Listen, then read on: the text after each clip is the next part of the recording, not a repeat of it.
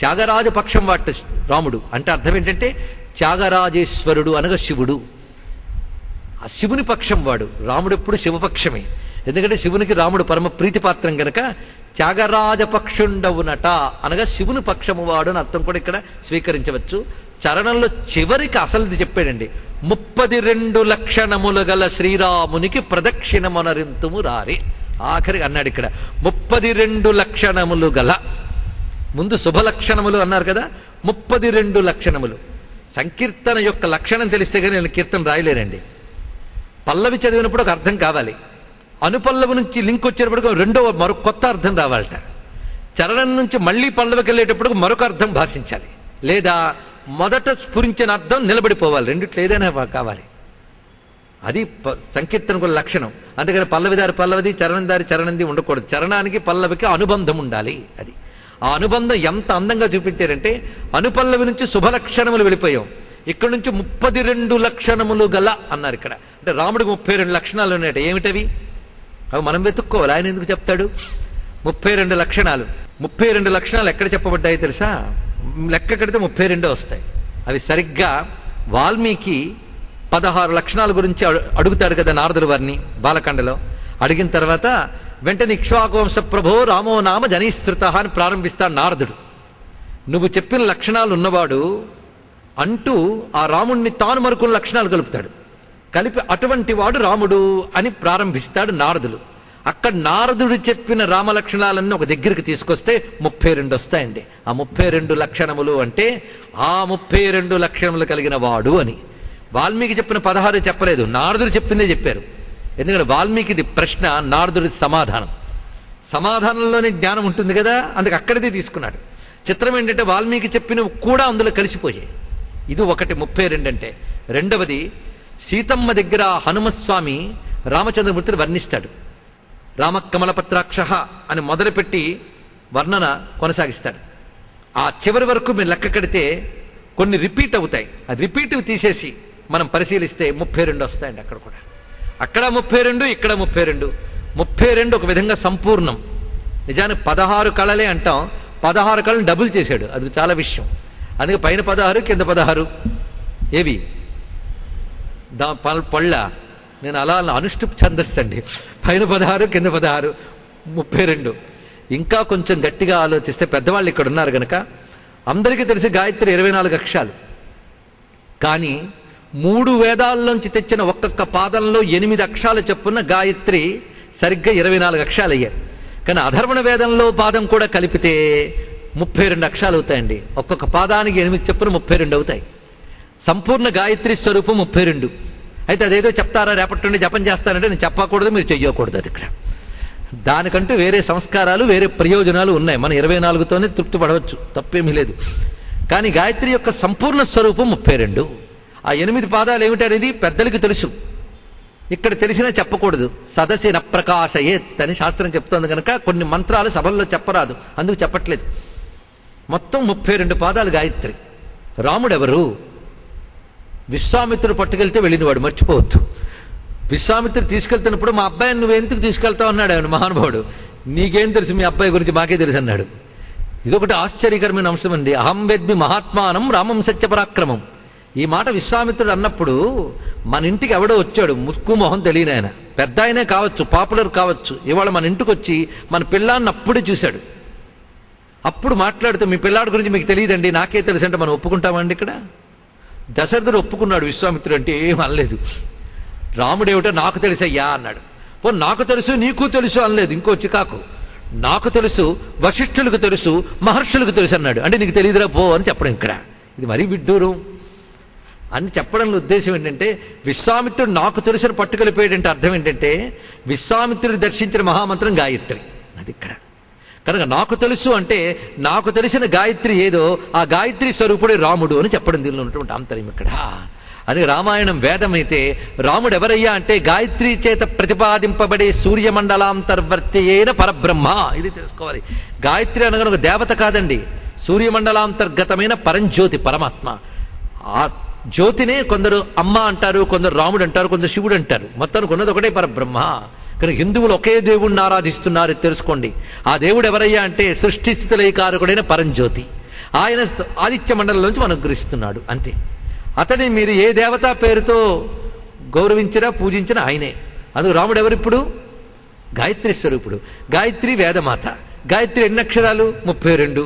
కనుక 32 అక్షరాల గాయత్రి స్వరూపుడు నేను చెప్పడానికి 32 లక్షణాలను వర్ణించాడు నారదుడు, 32 లక్షణాలను వర్ణించాడు హనుమంతుడు. ఇది లక్షణం. అయితే ఇంత మీరు చెప్పారు, కొంత అర్థమైంది, కొంత కాలేదు. కానీ ఎంత అనుకున్నాడండి త్యాగయ్య అంటే, లక్షము గల శృతులకు ప్రత్యక్షంబవునట అని చెప్పినప్పుడే వేదములకు మాత్రమే తెలియబడేవాడు అంటే గాయత్రి మంత్ర ప్రతిపాద్యుడు అనగా వేదమాత గాయత్రి. ఆ గాయత్రి ద్వారా ప్రతిపాదింపబడే పరంజ్యోతి అని స్పష్టంగా చెప్పాడు ఇక్కడ త్యాగరాజ స్వామి. కనుక 32 అని చెప్పడంలో ఇన్ని విశేషాలు ఉన్నాయి. 32 లక్షణాలు చెప్పవచ్చు కదండి అంటే ఇప్పుడు కీర్తన ఎలా అవుతుంది? అది వ్యాఖ్యానించుకుని మనం తెలుసుకోవాలి. ఇక్కడ ఆ 32 లక్షణాలు ఒక్కసారి చెవులారా విందాం. నేను నోరారా అంటాను, గుర్తుపెట్టుకోపోయినా పర్వాలేదండి.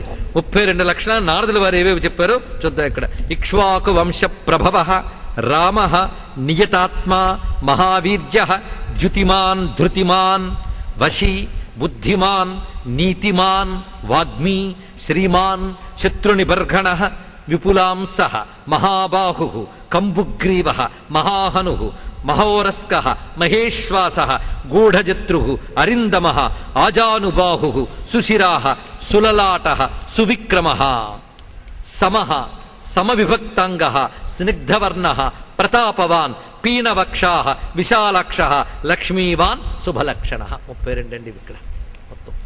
ఈ 32 వింటే చాలు ధన్యులమైపోయాం. ఈ 32కి మొదట ఓంకారము శ్రీకారము పెట్టి చివరికి చతుర్జంత్యం చేస్తే 32 నామాలు అయిపోతాయి. వీటితో రాముడిని పూజించవచ్చు. అదేవిధంగా మళ్ళీ హనుమంతుడు చెప్పించేస్తే అదొక లక్షణం. మొత్తానికి 32 లక్షణములు గల శ్రీరామునికి ప్రదక్షిణ మొనరింతము రారే. ఇప్పుడు ప్రదక్షిణ చేశారా లేదా? చాలాసేపు అయింది కదా ప్రదక్షిణ. రాముణ్ణి అన్ని వైపుల నుంచి చూస్తాం. ఇంకేమున్నది? విచక్షణుడు, వేదాంతాది శాస్త్రములకు లక్ష్యమైన వాడు, సభను మెప్పించే జ్ఞానులను రక్షించువాడు. ఇన్ని అర్థాలు చేసుకున్నాం. అదేవిధంగా అక్షరస్థులైన పరబ్రహ్మలకు, అక్షరస్థులైన భజన పరులకు అంటే వేదాంతవేత్తలకు అంతరంగంలో భాషించే పరమాత్మ ఇతడే.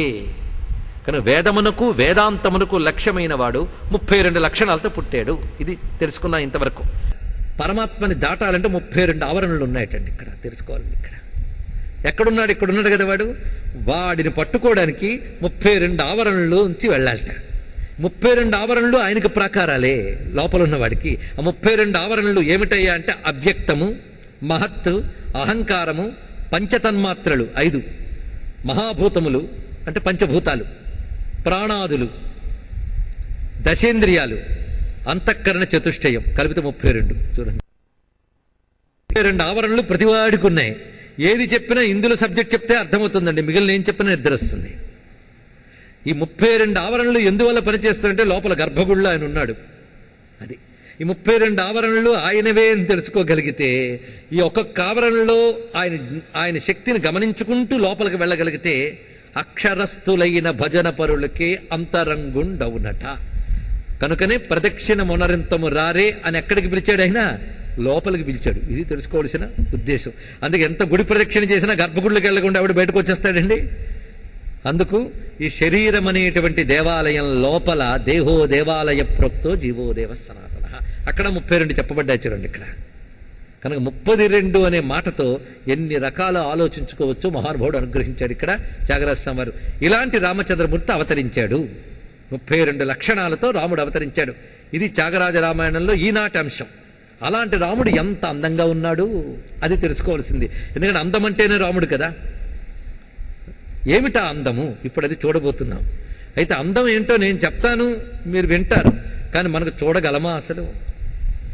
ఆ సొగసు చూడతరమా? చాలదు.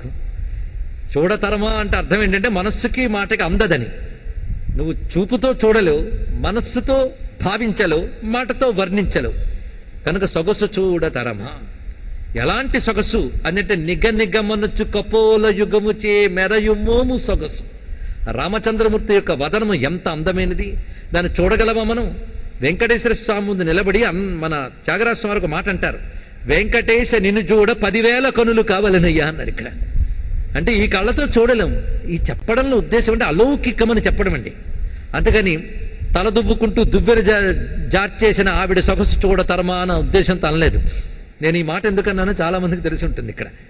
ఎందుకంటే త్యాగరాజు సొగసు చూడతరమా అనే మాట ఎంత ఉదాత్తమైన భావనతో అన్నాడంటే సామాన్యం కాదు. చేసిన పొరపాటల్లో ఒకటి ఏంటంటే తేట తెలుగు మాటలు అన్నాడు. అందు మనం సులభంగా దొరికిందని చెప్పి నానా దిగువ స్థాయికి దించేశాను దాన్ని ఇక్కడ. కానీ సొగసు చూడతరమా అనేది ఈ లౌకికమైన సౌందర్యాల గురించి వర్ణించలేదండి ఆయన. అలౌకికమా సౌందర్యం. అందుకే చూడతరమా అంటే అర్థం లౌకిక వాసనలు కలిగిన మనకు అది చూడడం కష్టం. పోనీ ధ్యానానికి కూర్చోండి, ధ్యానం మొదలు పెడితే 2 నిమిషాలు నిద్ర రాకపోతే అడగండి, అప్పుడు కష్టమైంది. చూడ్డానికి ఎంత ప్రయత్నించినా కష్టం. పండితులు వర్ణిస్తూ ఉంటే పోనీ అలాగా ఆలోచిద్దామంటే నిద్ర వచ్చి వస్తుందే, అప్పుడు కష్టమవుతుంది. పోనీ మనమే ధ్యానిద్దామంటే అదో మరో చికాకు. పోనీ పుస్తకం చదువుతుంటే మనస్సు కడుతుందా అంటే బుద్ధి నిలవదు, ఎన్ని బాధలు. పోనీ ఆయన కనబడితే చూద్దామంటే ఆయన కనబడ్డు. కనుకనే సొగసు చూడ తరమా అనుకోవడమే తప్ప మనమేమనుకోగలం. అనుకుంటూ ఎలాంటి సొగసు ధ్యానిస్తున్నాడు ఆయన. ఆ ధ్యానించడం మొదలు పెడుతున్నాడండి. ధ్యానం ఇది వర్ణన కాదు. భక్తుడు భగవంతుడి గురించి చెప్పినప్పుడు పొరపాటును కూడా వర్ణన అనే శబ్దం వాడకండి, ధ్యానం అని వాడండి ఇక్కడ. ఆయన వర్ణన వింటే మనకు ధ్యానం. ధ్యానిద్దామా రాముణ్ణి? ముందు బుగ్గలు ధ్యానిస్తున్నట్ట. నిగ నిగ మనుచు కపోల యుగముచే మెరయు మోము సొగసు. నిగ నిగమని మెరిసిపోతున్నాయటండి చెక్కిళ్ళు అద్దాల్లాగా. అలాంటి ఆ ముఖం యొక్క సొగసు చూడతరమా. బాధాకరమైన అంశం ఏంటంటే ఒకటి ధ్యానిస్తూ ఉంటే మరొకటి కూడా చూడాలనిపిస్తుంది, కానీ ఇక్కడి నుంచి చూపు అక్కడికి వెళ్ళడం కష్టం. ఇదే చూస్తూ ఉండిపోవాలనిపిస్తుంటుంది. కొంచెం దాటి వెళితే అదే చూస్తూ ఉండాలనిపిస్తుంది, మళ్ళీ దాటదు. ఇప్పుడు స్వామివారి యొక్క ముఖ ధ్యానమైంది, అది చూస్తూ పాదాల గురించి చూస్తూ ఉంటే ఇక్కడాగాల అక్కడాగాల, ఎక్కడ ధ్యానించాలి అంటూ చెప్తూ మొత్తం అంతా ధ్యానిస్తున్నాడు చూడండి. అమరార్చిత పదయుగము, అభయప్రద కరయుగము, కమనీయ తనునిందిత కామా కామరిపునుత నీ సొగసు చూడతరమా. అమరార్చిత పదయుగము, పాదాల అందాన్ని చూడాలండి. ఎలాంటి పాదములంటే దేవతలు నిరంతరం పూజించే ఆ 2 పాదాల, లేక ప్రపంచానికి అభయమిచ్చే ఆ 2 చేతుల. స్వామి ఎన్ని చేతులతో అభయమిస్తున్నాడు? 2 చేతులతో అన్నారు ఆయన. మనం ఒప్పుకోం కదా. ఒక చేతితో అభయం, ఇంకో చేతితో కోదండం. కోదండంతో మాత్రం ఏం చేస్తున్నాడండి ఆయన? రాముడు కేవలం ఇలాగే వచ్చి నిలబడ్డా అనుకోండి, వరదహస్తం అభయహస్తంతో మనకు భయం వేస్తుంది. ఎందుకంటే ఆయన కోదండం పట్టుకొస్తేనే మనకు ధైర్యం, అది చేతిలో ఉంటే ధైర్యం. ఏదైనా పోలీసుని పిలవగానే చేతిలో పిస్టలో లాఠీవో పట్టుకొస్తే ఆనందం, కానీ ఆ నుట్టుకునే చేతులు ఒప్పుకుంటూ వస్తే ఏం బాగుంటుందండి మనకి ఇక్కడ. అలాగే రాముడు మనకు కనబడినప్పుడు ఒక చేత్తో అభయహస్తం ఇస్తున్నా, ఇంకో చేత్తో ధనువు పట్టుకున్నా, 2 మనకు ధైర్యాన్ని ఇస్తున్నాయి. ఏమని? మనల్ని కాపాడతాడు, మనల్ని ఎవరైనా బాధించడానికి వస్తే శిక్షిస్తాడు. 2 చివరికి వచ్చేవాడికి అభయమేగా. అందుకు 2 హస్తములు అభయహస్తములే అన్నాడు త్యాగరాజస్వామి వారు. అందుకే అభయప్రద కరయుగము, అమరార్చిత పదయుగము. మొత్తానికి సౌందర్యం ఎలాంటిదంటే కమనీయ తను నిందిత కామ. కమనీయమైనటువంటి ఆ తనువుతో కాముణ్ణి ఓడిస్తున్నట్ట. అంటే మన్మధుడు ఓడిపోతున్నాడండి ఆయన ముందు. ఎందుకంటే కోటి మన్మథులైన సాటిరాని సొగసు నాటియున్నది మదిని మేటి శ్రీరామ, నాపాలి శ్రీరామ భూపాలక సోమ కాపాడ సమయము నీ పాదములీరా అంటాడు ఇదే త్యాగరాజస్వామి వారు. అక్కడ స్వామి సౌందర్యం ఏమని వర్ణించారు? కోటి మన్మథులైన సాటిరాని సొగసు. అటువంటిప్పుడు కోటి మన్మధుడు కూడా సాటి రానప్పుడు ఒక్క మన్మధుడు ఏమైపోయాడు? ఓడిపోలేదు. అంటే మన్మథ సౌందర్యం అది కూడా ఒకానొక లౌకికమైన వికారమే. రామచంద్రమూర్తి సౌందర్యం సచ్చిదానందం. అందుకే అది కమనీయ తనునిందిత కామ. అంత అందగాడు గనుకనే కాముడి శత్రువు కూడా ఇన్ను పొగిడేట్టాడు. చూడండి ఇక్కడ కాముడి శత్రువు ఇన్ను పొగిడాడు. ఎందుకంటే కాముడిని ఈయన ఓడించాడు, ఆయన ఓడించాడు, ఆయన తగలబెట్టి ఓడించాడు. ఈయన అందంలో నిన్ను మించిన వాడిని ఈయన ఓడించట. అందుకు కాముడిని ఇద్దరు ఓడించారు కనుక వాళ్ళిద్దరు స్నేహితులైపోయారు. ఎవడా కామరిపు? ఎవరండి కామశత్రువు? మరి ఇలా నిద్రలేపి అడిగితే ఎలా అంటే అడుగుతున్నారా? ఎవరు? చదువుకుంటే చాలండి రామధ్యానం అయిపోతుంది, పాడకపోయినా చాలండి రామధ్యానం అయిపోతుంది, పాడకపోయినా పర్వాలేదు. వరబింబ సమాధరము అంటే ఎర్రని దొండపండు లాంటి పెదవిట. ఎందుకు ఆ పెదవి గుర్తుందంటే ఆ పెదవిలోంచి మందహాసం చేస్తున్నాడు దయ్యతో. అందుకు ఆ మందహాసం చేస్తున్న పెదవో లేదా వకుళ సుమంబుల ఉరమో. పొగడపూల దండలతో ప్రకాశిస్తున్న విశాల వక్షస్థలం. పాదము, చెయ్యి, ముఖము, నవ్వు, వక్షస్థలం. ఆ వక్షస్థలం ఎలా ఉన్నది? వకుళమాలలతో అలంకరింపబడిన వక్షస్థలం. కరధృత శరకోదండ, చేతిలో శరము కోదండము పట్టుకున్నట్ట. మరకతాంగ, మరకతమని అంటే గరుడ పచ్చలు. మరకతం అంటే గరుడ పచ్చల వంటి మేనికాంతితో ప్రకాశిస్తున్న వరమైన సొగసు చూడ తరమ. మొత్తానికి స్వామి ప్రతిదీ సొగసే నీలో. చిరునవ్వో, ముంగురులో, మరి కన్నుల తేటో, వరత్యాగరాజార్చిత వందనీయ ఇటువంటి సొగసు చూడతరమా. చిరునవ్వో, ఆ మందహాసపు సొగసు వర్ణిస్తామా? అదే వర్ణిస్తూ ఉంటే ఆ పైన ముంగురులు ఏమనాలి? అవి అంత అందంగా ఉన్నాయి ముంగురులు. స్వామి ముంగురులు అనేక చోట్ల కీర్తిస్తాడు త్యాగరాజస్వామి వారు. చూద్దాం, మరొక చోట కూడా వస్తుంది. ఆయనకు అందం, రాముడి అందాన్ని ఎంత భావిస్తాడండి ఆయన. అక్కడ భగవంతుడి సౌందర్యాన్ని భావించి తన్మయం చెందడం కంటే ఇంకేం కావాలి? అందుకే భగవదారాధనలో మాధుర్యాలు ఆస్వాదించాలట. ఒక మాధుర్యం రూపమాధుర్యం, రెండవ మాధుర్యం నామమాధుర్యం, మూడవ మాధుర్యం లీలామాధుర్యం, నాలుగవ మాధుర్యం తత్వమాధుర్యం. ఈ నాలుగింటిని ఆస్వాదిస్తే వాడు భక్తుడవుతాడు. ఇది తెలుసుకోవాలి. నామమాధుర్యాన్ని ఆస్వాదించాలి అని రామ రామ రామ హాయ్ అనడం కాదండి. రామనామాన్ని ఆస్వాదించాలి, రామరూపాన్ని ఆస్వాదించాలి, రామలీలల్ని ఆస్వాదించాలి, రామతత్వాన్ని ఆస్వాదించాలి. 4 మాధుర్యాలు ఆస్వాదించిన వాడికి ఈ ప్రపంచం చప్పగా అనిపిస్తుంది, పరమాత్మ తీయగా అనిపిస్తాడు. ఆ మాధుర్యాస్వాదం జరుగుతోంది ఇక్కడ. చిరునవ్వో, ముంగురులో, మరి కన్నుల తేటో. ఆ కన్నులు ఎంత తేటగా ఉన్నాయండి. నల్లని మేని నగవు చూపుల వాడు తెల్లని కన్నుల దేవుడు అంటాడు అన్నమయ్య. తెల్లని కన్నులట ఎంత తేటగా ఉన్నాయట. కన్నులకు వికారాలు ఎప్పుడు వస్తాయి తెలుసా? శోకము, మోహము, క్రోధము, అజ్ఞానము ఇవన్నీ కలిస్తే కన్నుల్లో వికారాలు వస్తాయండి. చెప్తున్నది అర్థం కాకపోతే కళ్ళు ఎంత వికారాలుగా ఉంటాయో మేము చూస్తూ ఉంటాం. ఇలా కళ్ళు ముడిస్తాడు, ఇలా చిరాక పడతాడు, అప్పుడప్పుడు ముకులితం అయిపోతూ ఉంటాయి. కానీ తేట కళ్ళు అంటే అర్థం ఏంటంటే ఏ కంటిలో స్వచ్ఛత కనబడుతుందో. కంటిలో స్వచ్ఛత కనబడాలంటే ముందు మనస్సులో స్వచ్ఛత ఉండాలి. అది కదా ఇక్కడ. కనుక తనకున్న స్వచ్ఛత, కరుణ, జ్ఞానము ఈ 3 స్వామి కళల్లో కనబడుతున్నాయట. అంటే నిష్కపటత్వము, నిర్మలమైన కరుణ, జ్ఞానము, ఆనందము, ఈ 4 లక్షణాలు కనబడుతున్నాయి రాముని కన్నుల్లో. అది ఆయన తేటదనము. అందుకే మరి కన్నుల తేటో వర త్యాగరాజార్చిత వందనీయ. వందనీయ అంటే అందరి చేత పూజింపబడినవాడా, పూజింపదగినవాడా, ఇటువంటి సొగసు చూడతరమా. మొత్తానికి ఏమంటామండి స్వామివారిని? ఈ అందం ఎలా ఉంటుందంటే అని దేంతోనూ పోలుస్తారా మీరు రామచంద్రమూర్తిని? నీ సొగసు, నీ మనస్సు, నీ దినుసు వేరే. ఏమి అన్నాడండి మహానుభావుడు? నీ మనసు, నీ సొగసు, నీ దినుసు వేరే. అంటే వేరే అంటే స్పెషల్, అది ఇంకోటితో కలవదయ్యో బాబు, అది ప్రత్యేకం. నీ సొగసు అంటే శరీర సౌందర్యం, నీ మనస్సు, నీ అంతఃకరణం, నీ దినుసు. ఈ దినుసు అనేది తెలుగు మాట అండి. అందుకే ఒక్కరికి అర్థమై ఉండదు ఇక్కడ, ఎందుకంటే అందరూ తెలుగువారే కదా. దినుసు, దినుసు అనే మాట అద్భుతమైన ప్రయోగం. పూర్వం దినుసులు తెచ్చారా అనేవారు. నీ దినుసు అంటే అసలు వస్తువు. అసలు వస్తువు అంటే తత్వము. తత్వము ఇక్కడ అర్థం తత్వము అని అర్థం. కనుకని 3 నీ సొగస్సు, నీ మనస్సు, నీ దినుసు 3 చెప్పాడు ఇక్కడ. అంటే నీ స్వరూపము, నీ అంతరంగము, నీ తత్వము, ఈ 3 కూడా వేరే, అంటే ఒక ప్రత్యేకమైనవి. అందుకని నిన్నేమనాలయ్యా? లావణ్యరామ అనాలి అన్నాడు ఇక్కడ. ఈ కీర్తన లావణ్యరామ అనే పల్లవితో మొదలవుతుంది. మొత్తం రాముడినంతా కలుపుకొని అద్భుతమైన మాటతో ఇక్కడ ఏమన్నారు? లావణ్యరామ అంటే రాముడు మొత్తం లావణ్యమేనండి. లావణ్యం ఉంటే దానికి లలిత అని పేరుట. ఇది కూడా తెలుసుకోవాల్సింది ఇక్కడ.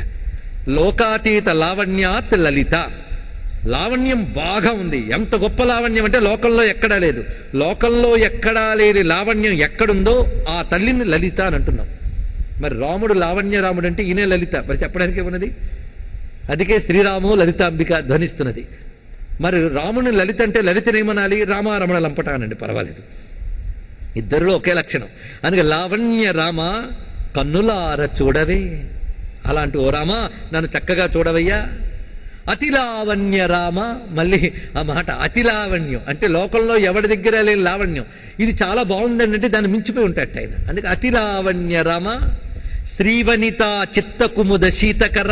ఎంత అందమైన సంబోధన చూడండి. శ్రీవనిత అంటే ఎవరు? లక్ష్మీదేవి. అంటే ఎవరు? మా సీతమ్మ. సీతమ్మ మనస్సు అనే కలువకు చంద్రుడా అన్నారు. మరి రామచంద్రుడు కదండి. చంద్రుడు వస్తే కలువ వికసిస్తుంది, రామచంద్రుడిని చూస్తే అమ్మ మనస్సు వికసిస్తుందట. అందుకే శ్రీవనిత చిత్తకుముద శీతకర శతానన్యజ. ఎంత విశేషమైనటువంటి మాట ఇక్కడ వాడారంటే శతానన్యజ అనే మాటకి శతకోటి మన్మధాకారుడు అనేటువంటి అర్థం. నీ మనసు, నీ సొగసు, నీ దినుసు వేరే. వేరే అన్నప్పుడు ప్రత్యేకమని చెప్పచ్చు. తర్వాతి వాక్యంతో మనం కలిపి చూస్తే మరొక అర్థం వస్తుందండి. నీ మనస్సు, నీ సొగసు, నీ దినుసు వేరే తామసమత దైవమేలా త్యాగరాజనుత. అలాంటి నువ్వు ఉంటూ ఉంటే తామసమతాల దేవతలు నాకెందుకు అన్నారు. తామసమతాల దేవతలు అంటే అర్థం ఏంటి? వెంటనే కొందరు శివద్వేషులు బయలుదేరి శివుడు నాకెందుకు, రాముడే చాలు అన్నాడని అంటున్నారు. కానీ త్యాగరాజస్వామి వారికి అంటే భేద దృష్టి లేదండి. భేద దృష్టి ఉంటే ఆయన రాముడు పిలిచేవాడు కాడు. తెలుసుకోండి. ఎంతవరకు శివకేశవుల మధ్య భేదం చూస్తుంటామో అంతవరకు మోక్షము రాదు. ఇది మాత్రం గ్యారంటీ, సందేహం లేదు. అందుకే అభేద దర్శనం జ్ఞానం అన్నారు. ఇది తెలుసుకోవాల్సింది. పైగా త్యాగరాజస్వామికి శివుడు వేరు, రాముడు వేరు కాడు. అందుకే దేవాది దేవ సదాశివ తవ పాదభక్తిని దేహి అని సంస్కృతి కీర్తన రచించారు. శివ శివ ఎనరాధ భవభయ బాధల అణచుకోరాధ. తామసమత దేవతలు అంటే అర్థం ఏమిటంటే తామస గుణంతో పూజించుతాం మనం. తామస గుణము అంటే తత్వము తెలియకుండా చేసే ఆరాధన తామసము, మరొకటి కాదు. తత్వదృష్టి లేకుండా ఆరాధించేటువంటి తామస మతముల యొక్క పద్ధతులు మనకొద్దు అని చెప్పడం ఒకటి. తామసమత దేవతలు అంటే క్షుద్రులు అని అర్థం. ఇక్కడ క్షుద్రోపాసన, తామసోపాసన. ఈ మాట తెలియాలంటే భగవద్గీత చదవాలి, ఇంకేం అక్కర్లేదు. యజంతే సాత్వికా దేవాన్ యక్షరక్షాంసి రాజసాన్ ప్రేతాన్ భూతగణాశ్చాన్యే యజంతే తామసాజనాహ అన్నాడు ఇక్కడ.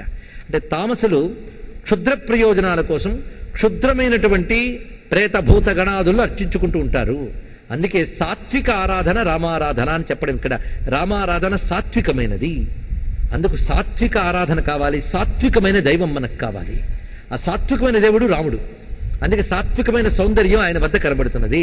అలాంటి సౌందర్యాన్ని ఆస్వాదిస్తూ తామస భావాలు మనకొద్దు అనేది ఇక్కడ ప్రస్తావన చేస్తున్నారు. ఇప్పటి వరకు మనం ఇవాళ స్వామివారిలో ఉన్న 32 లక్షణాలు, స్వామివారి యొక్క సౌందర్యం ఈరోజు చెప్పుకోవడం జరిగింది. మొత్తం మనం ఇవాళ తెచ్చుకున్న దాని సారాంశం ఏమిటంటే రాముడంటే ఏమిటనేది ప్రతిపాదన చేశారు ఇక్కడ త్యాగరాజస్వామి వారు. ఆయన అవతరించినప్పుడు 32 లక్షణాలు ఉన్నాయి. ఆ లక్షణాల్లో కొన్ని శరీరానికి సంబంధించినవి, కొన్ని వ్యక్తిత్వానికి సంబంధించినవి, గుణానికి సంబంధించినవి.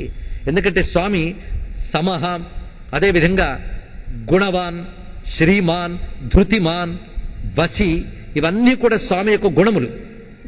ఇక శరీరాన్ని వర్ణిస్తున్నప్పుడు సమవిభక్తాంగ, స్నిగ్ధవర్ణ, ప్రతాపవాన్ అన్నప్పుడు శరీరాన్ని ఆ రెండు. ఇక ఈ రెండూ కలిసిన తత్వాన్ని చెప్తున్నాడు. ఏమిటంటే అక్షరస్థులైన భజన పరులకు అంతరంగుండ ఉన్నట తత్వం. ఈ మూడు ఒక దగ్గర తెచ్చుకోండి. సొగసు, మనసు, దినుసు మూడు చెప్పాడు.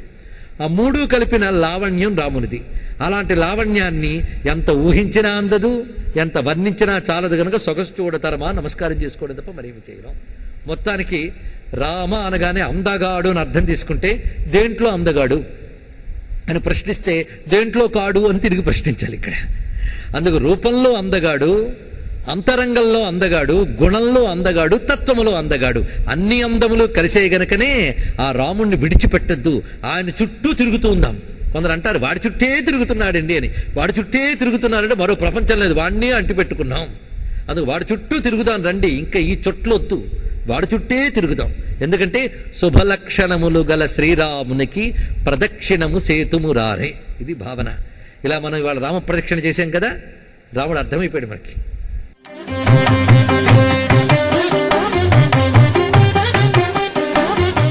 ఈ కార్యక్రమాన్ని www.youtube.com/svbcttd లేదా www.svbcttd.com వెబ్సైట్లో కూడా వీక్షించవచ్చు.